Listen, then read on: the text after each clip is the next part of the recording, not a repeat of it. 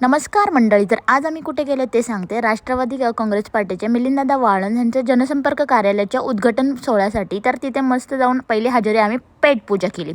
After that सगळ्यांना breakfast होताच, त्यामुळे सगळ्यांनी स्नॅक्स वगैरे खाल्लं आणि त्यानंतर हजेरी लावली. ती आपले सगळ्यांचे लाडके आमदार शंकरभाऊ येणार होते त्यांच्यासाठी. तर ती हजेरी लावण्यासाठी इतकी सारी गर्दी झाली होती आणि त्या गर्दीमध्ये आमचा जल्लोष काही वेगळाच होता.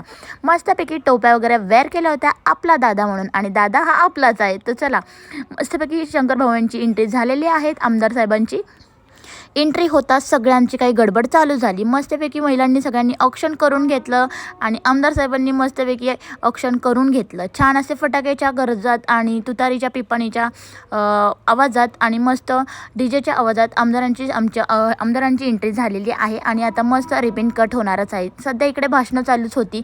भाषणं होताच तुम्हाला माहिती आहे, भाषणं म्हटलं की एकच माईक हातात नसतं, भरपूर जणांना हातात घ्यायचा असतो. भरपूर सारी भाषणं केल्यानंतर झाले रिबिन कट आणि झालं ऑफिसचं उद्घाटन. सो चला, पौडमध्ये आहे ऑफिस.